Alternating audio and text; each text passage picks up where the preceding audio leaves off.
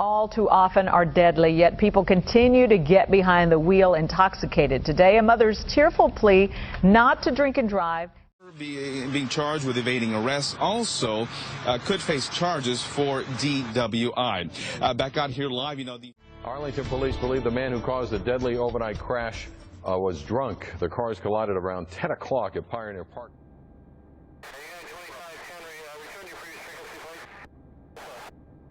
Continue our focus on DWI enforcement along I-30 and Collins Street corridor, along with the hot spots, which have been designated and sent out to everybody. I've been in the DWI enforcement for 4 years now. Been with the department just over 5 years. I'm specifically assigned to the DWI Enforcement Unit. Our duties include conducting traffic stops, investigations of possibly intoxicated drivers. We're assigned to specific areas to conduct our enforcement that are higher collision areas. There are a lot of fatalities in these specific areas, and our patrol is designated to reduce the amount of fatalities that we have in the city of Arlington. Some of the more severe crimes that we deal with are those such as intoxication manslaughter, intoxication assault. Some of the accidents that we have in the city of Arlington are more severe, where there are victims that suffer injuries as a result of an individual's decision to drink and drive, and individual that has made that choice. And a lot of times we like to intercept those DWIs and find those intoxicated drivers before the collision occurs. However, DWI is a more common offense, and there are a lot of drunk drivers that are on the roads.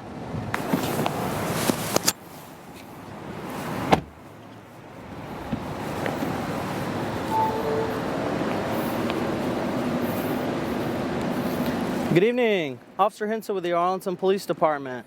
The reason why I'm stopping you today is for speeding. Could I see your license, proof of insurance, please? Yeah. Sometimes when we conduct speeding enforcement, that's one of the key factors in impaired driving is an individual that's speeding. When someone drinks alcohol, they tend to drive faster, do things they wouldn't normally do.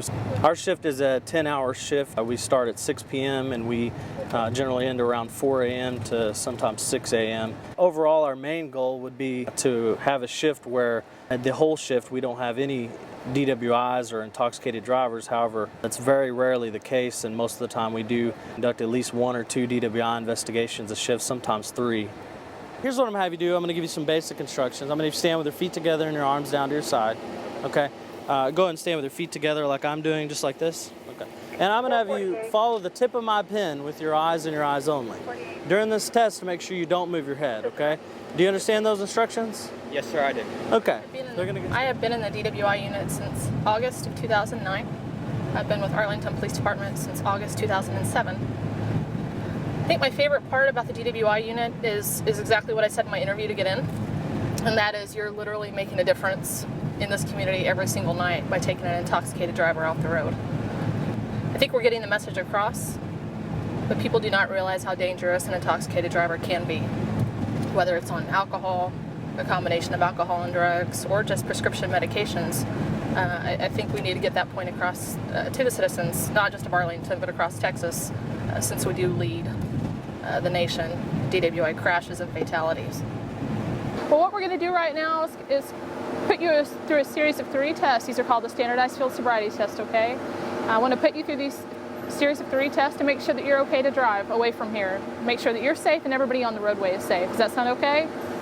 If a citizen ever finds themselves behind a vehicle, which they anticipate or possibly think that they might be intoxicated, and they might or might not be. They might be texting or distracted, but it's always better to be safe than sorry in that instance.